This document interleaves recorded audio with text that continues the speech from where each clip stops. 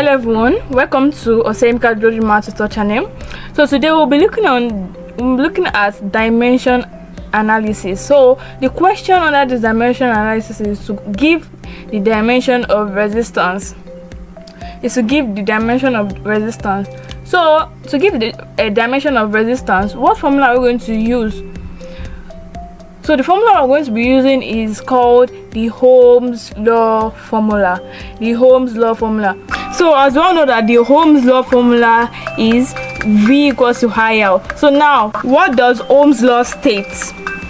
So Ohm's law states that the voltage or potential difference between 2 points is directly proportional to the current or electricity passing through the resistance and directly proportional to the resistance of the circuit. So the formula for Ohm's law is given as V equals to the voltage equals to the current multiplied by the resistance.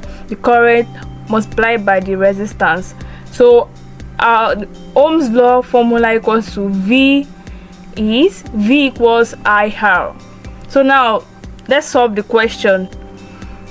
From the formula, we use resistance to be the subject of the formula. So our resistance R equals voltage V over current I.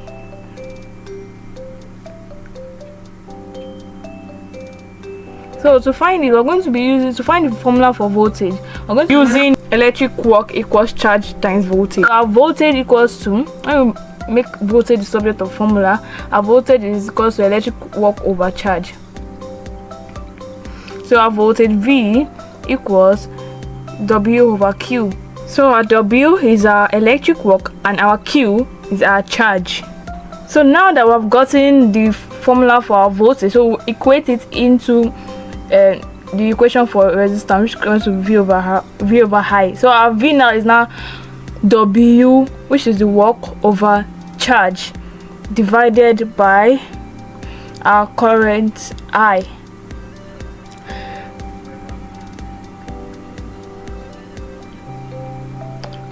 As I said earlier, our W over Q is our voltage.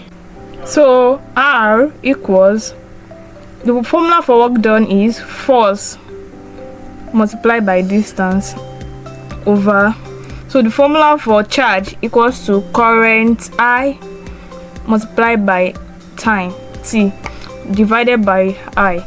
So our resistance R equals, and also the formula for our force equals mass times acceleration multiplied by the distance D over IT, so divided by I.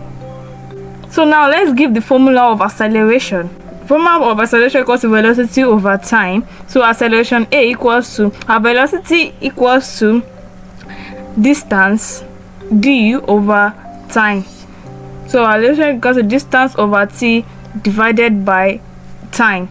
Remember I said the distance over time is our velocity. So our acceleration equals to distance over time multiplied by 1 over T. So our acceleration A equals distance D over T squared. So now that I've gotten our acceleration, so our resistance acceleration to be D over T squared. So our resistance will be equals to the mass M multiplied by our acceleration, which is D over T squared, multiplied by D over IT divided by I. So our resistance equals, our resistance R equals M multiplied by D square over T square divided by IT divided by I. So our resistance R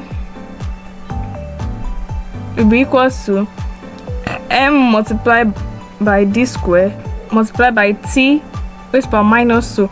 That is 1 over t square can be also be written as t raised power minus 2. So divided by it. So we'll change the division side to multiplication, so we'll be having 1 over I. So our resistance R equals